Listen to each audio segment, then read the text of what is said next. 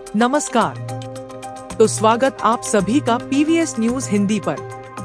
तारीख आज 30 जून 2024, दिन रविवार है। हिंदी तिथि आषाढ़ मास कृष्ण तिथि नवमी। तो आइए बात करते हैं आज की मुख्य खबरों की हेडलाइन पर। हरियाणा में मॉनसून की दस्तक, 3 दिन भारी बारिश के आसार, जानेंगे पूरी खबर। हरियाणा पुलिस में 6000 कांस्टेबल पदों के लिए सरकार ने दोबारा से आवेदन मांगे, पहले वाले आवेदन रद्द। जानेंगे आवेदन करने की तारीख और आवेदन करने का तरीका। हरियाणा में अब सरपंच करवा सकेंगे 10 लाख के विकास कार्य, ऐलान होगा 2 जुलाई को। जानेंगे पूरी खबर।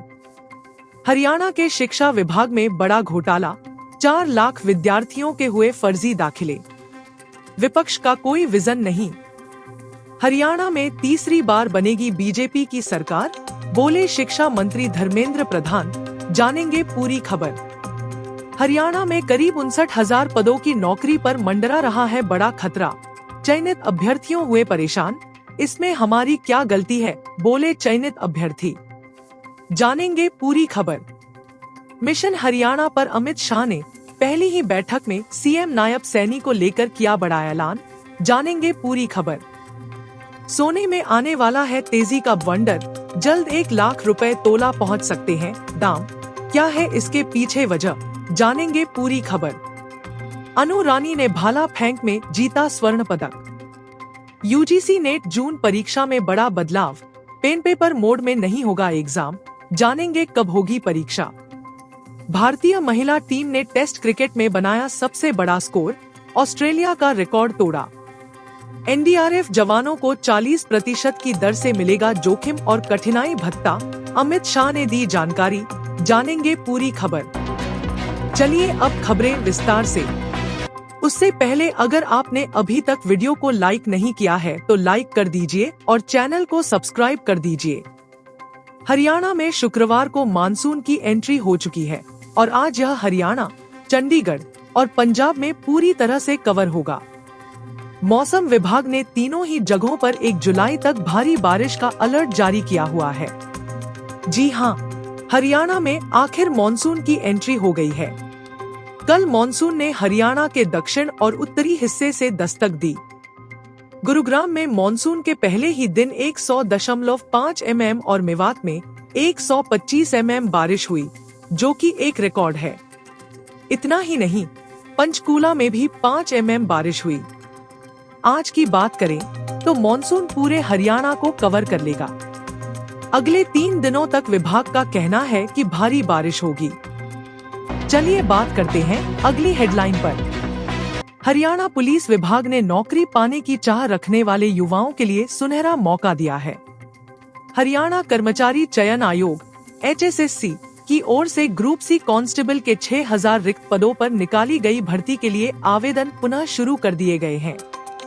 यह जानकारी HSSC की ओर से नोटिफिकेशन जारी कर दी गई है। अधिसूचना के मुताबिक अभ्यर्थी इस भर्ती में शामिल होने के लिए 29 जून 2024 से 7 जुलाई 2024 तक आवेदन प्रक्रिया पूर्ण कर सकते हैं। एप्लीकेशन फॉर्म ऑनलाइन माध्यम से HSSC की ऑफिशियल वेबसाइट www.hssc.gov.in पर जाकर भरा जा सकता है। यह भर्ती हरियाणा में हुए CET एग्जाम के आधार पर की जाएगी। जिनका CET क्वालिफाई है वही इसमें आवेदन कर पाएंगे। चलिए बात करते हैं अगली हेडलाइन पर। हरियाणा में सरपंच अब 10 लाख रुपए तक विकास कार्य करवा सकेंगे। लोकसभा चुनावों में प्रदेश सरकार को सरपंचों की नाराजगियों को झेलना पड़ा था। यही कारण है कि अब सरकार सरपंचों की बिना ई-टेंडरिंग के खर्च करने की अधिकार सीमा को डबल करने पर विचार कर रही है। पंचायत एवं विकास विभाग द्वारा इसकी पूरी रूपरेखा तैयार कर ली गई है। बता दें कि सरपंच 5 लाख रुपए तक के काम बिना ई-टेंडरिंग के जरिए करवा सकते हैं। इससे ज्यादा के कामों के लिए ई-टेंडरिंग का प्रावधान है। चलिए बात करते हैं अगली हेडलाइन पर। हरियाणा के विभिन्न जिलों में वर्ष 2014 से 2016 के बीच लगभग 4 लाख स्टूडेंट्स के कथित फर्जी दाखिले के मामले में चंडीगढ़ CBI ने लगभग 5 वर्ष की लंबी जांच के बाद 3 FIR दर्ज की है। इन मामलों की जांच सीबीआई की एएसपी सीमा पाहुजा और डीएसपी राजीव गुलाटी को सौंपी गई है। यह एफआईआर हाई कोर्ट के आदेशों पर हुई है। इस मामले में सरकारी कर्मी द्वारा गलत दस्तावेज तैयार करने, धोखाधड़ी, जालसाजी और आपराधिक साजिश रचने समेत भ्रष्टाचार निरोधक कानून की धाराएं लगाई गई है। चलिए बात करते हैं अगली हेडलाइन पर। भारतीय जनता पार्टी हरियाणा में अक्टूबर में होने वाले विधानसभा चुनावों की तैयारी में जुट गई है। पार्टी ने केंद्रीय शिक्षा मंत्री धर्मेंद्र प्रधान को हरियाणा के लिए पार्टी का चुनाव प्रभारी बनाया है। उन्होंने कहा कि हरियाणा में तीसरी बार भी बीजेपी की सरकार बनेगी। तीसरी बार भी बनेगी सरकार। केंद्रीय शिक्षा मंत्री धर्मेंद्र प्रधान ने कहा कि अक्टूबर में हरियाणा में विधानसभा चुनाव होने वाला है। हरियाणा के योगदान से प्रधानमंत्री नरेंद्र मोदी की सरकार बनी। पिछले 2 लोकसभा चुनाव में भी हरियाणा ने मोदी सरकार पर विश्वास जताया। उम्मीद है कि हरियाणा में भी तीसरी बार सरकार बनेगी। चलिए बात करते हैं अगली हेडलाइन पर। हरियाणा में करीब 59,000 पदों की नौकरी पर बड़ा घमासान बचा हुआ है। इनमें ग्रुप सी के 31,795 व ग्रुप डी के 13,700, कांस्टेबल के 6,000 और टीजीटी के 7,541 पद शामिल हैं। अब तक कुल 24,200 पदों पर भर्ती प्रक्रिया पूरी हो गई है। इनमें ग्रुप सी के 12,700 और ग्रुप डी के 11,500 पद शामिल हैं। अब 5 अंकों के कारण भर्तियां प्रभावित हो रही हैं। वहीं सरकार की तरफ से दावा किया जा रहा है कि 3 माह में भर्ती प्रक्रिया पूरी हो जाएगी। हाई कोर्ट में दाखिल करेंगे पुनर्विचार याचिका। ग्रुप डी के 11,500 पदों का परिणाम बिना 5 अंकों के दिया गया तो ग्रुप सी के 12,700 पदों के लिए उन सभी युवाओं को मौका दिया गया जिन्होंने इससे संबंधित 20 ग्रुपों में आवेदन किया था। विशेषज्ञ भी कहते हैं कि ग्रुप डी के 11,500 पदों पर भर्ती युवाओं की नौकरी पर खतरा नहीं है। चलिए बात करते हैं अगली हेडलाइन पर। हरियाणा बीजेपी की प्रदेश कार्यकारिणी बैठक में केंद्रीय गृह मंत्री अमित शाह ने बड़ा ऐलान किया है। शाह ने कहा है कि अगला विधानसभा चुनाव मुख्यमंत्री नायब सैनी के चेहरे पर ही लड़ा जाएगा। उन्होंने यह भी कहा कि सरकार बनने पर सैनी ही राज्य के मुख्यमंत्री होंगे। बैठक में शाह ने हरियाणा में बीजेपी की सरकार बनाने को लेकर जीत का मंत्र भी दिया। बीजेपी ने दावा किया कि चुनाव में वह अपने दम पर सरकार बनाएगी। पंचकूला में हुई अहम बैठक में नेताओं को संबोधित करते हुए शाह ने कहा कि सभी अपने मन से संशय निकाल दें कि हम किसी के साथ जाएंगे, कोई बैसाखी पर चलेंगे। शाह ने कहा कि कोई बैसाखी की जरूरत नहीं है, पूर्ण बहुमत के साथ भारतीय जनता पार्टी जीत हासिल करेगी। चलिए बात करते हैं अगली हेडलाइन पर। सोने के दाम हैं कि रुकने का नाम ही नहीं ले रहे। शादियों में जेवर के लिए बजट दिनोंदिन बढ़ाना पड़ रहा है। इस समय 24 कैरेट सोने का हाजिर भाव 72,550 रुपए प्रति 10 ग्राम है। सोने के दाम बढ़ने के कारण दुनिया की दिग्गज commodity research firm GSC commodity intelligence ने 250 फाइनेंशियल इंस्टीट्यूशंस का एक सर्वे किया है। इस सर्वे से यह निकल कर आया कि दुनिया में कर्ज बहुत बढ़ गया है। कोरोना महामारी के बाद इकोनॉमी में डिमांड बढ़ाने के लिए देशों ने खूब नोट छापे, लोगों को बेहद कम रेट पर पैसा दिया। इससे कर्ज काफी बढ़ गया। इस समय दुनिया के देशों पर करीब 310 लाख करोड़ डॉलर का कर्ज है। अब कर्ज बढ़ने पर इकोनॉमी को लेकर रिस्क बढ़ने लगता है। करेंसी को संभालना मुश्किल हो जाता है, महंगाई बढ़ने लगती है। ऐसे में सेंट्रल बैंक्स को इकोनॉमी को स्थिरता देने के लिए सेफ हेवन एसेट चाहिए होता है और वह सोना है।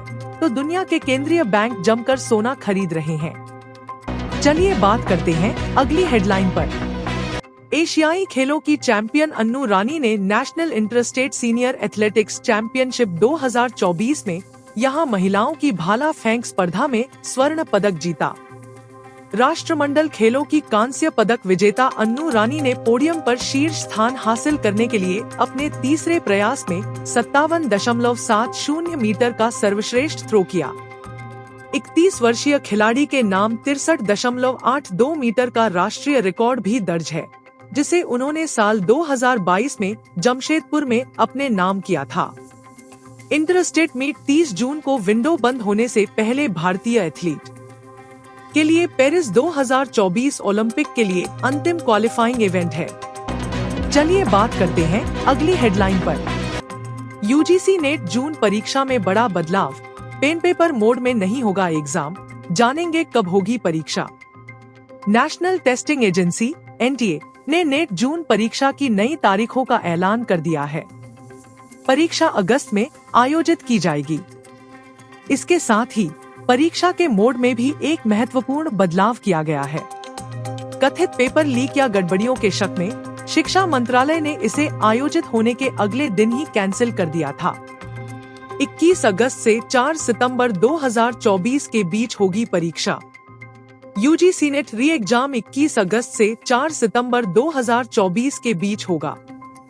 विश्वविद्यालय अनुदान आयोग की यूजीसी नेट परीक्षा इस साल कंप्यूटर बेस्ड टेस्ट (सीबीटी) मोड में आयोजित होगी, जो पहले पेन और पेपर मोड से ली जाती रही है। चलिए बात करते हैं अगली हेडलाइन पर। भारतीय महिला क्रिकेट टीम ने शनिवार को दक्षिण अफ्रीका के खिलाफ सबसे बड़ा टीम स्कोर खड़ा किया। चेन्नई के एकमात्र टेस्ट मैच के दूसरे दिन पहली पारी 6 विकेट पर 603 रन बनाकर घोषित की। इसी के साथ भारत ने ऑस्ट्रेलिया के रिकॉर्ड को तोड़ दिया। भारतीय महिला टीम ने बनाया विश्व रिकॉर्ड। दरअसल महिला टेस्ट क्रिकेट में अब तक सबसे बड़ा स्कोर बनाने का रिकॉर्ड ऑस्ट्रेलिया के नाम दर्ज था। उन्होंने दक्षिण अफ्रीका के खिलाफ 9 विकेट पर 575 रन बनाए थे। ऑस्ट्रेलिया ने यह कारनामा इस साल पर्थ में किया था। ऋचा घोष 86 रन के एनेरी डर्कसन के 109वें ओवर की शुरुआती गेंद पर चौका लगाते ही भारत ने नया रिकॉर्ड बना दिया। जेमिमा रोड्रिग्स 55 रन के साथ कप्तान हरमनप्रीत कौर 69 रन और ऋचा ने अर्धशतक बनाकर योगदान दिया। भारतीय महिला टीम ने पहले दिन 4 विकेट पर 525 रन बनाए थे, जो टेस्ट मैच में एक दिन का अब तक का सबसे बड़ा स्कोर भी था। चलिए बात करते हैं अगली हेडलाइन पर। केंद्रीय गृह मंत्री अमित शाह शनिवार को एनडीआरएफ के पर्वतारोहण अभियान के ध्वजारोहण कार्यक्रम में शामिल हुए। इस दौरान अमित शाह ने पर्वतारोहण अभियान पर गई टीम की तारीफ की और कहा कि ऐसी गतिविधियां अधिकतर लोगों के लिए जुनून है और सिर्फ कुछ लोगों के लिए ही ड्यूटी है। गृह मंत्री ने दी जानकारी। गृह मंत्री ने कहा, मैं एनडीआरएफ को सफल पर्वतारोही अभियान के लिए बधाई देता हूं। उन्होंने कहा कि इस तरह के अभियान बल और बल में शामिल जवानों की मजबूती को बढ़ाते हैं। साथ ही ये अभियान लक्ष्यों को हासिल करने और जीत की आदत बनाने में भी मदद करते हैं। इन्हीं आदतों से कोई भी बल महान बनता है। अपने संबोधन के दौरान अमित शाह ने कहा कि लंबे समय से एनडीआरएफ जवानों के जोखिम और कठिनाई भत्ते को बढ़ाने की मांग की जा रही थी और अब सरकार ने इसकी मंजूरी दे दी है। आज के लिए खबरों में इतना ही। कल फिर मुलाकात होगी ऐसी ही बेहतरीन खबरों के साथ। धन्यवाद। आपका दिन शुभ हो।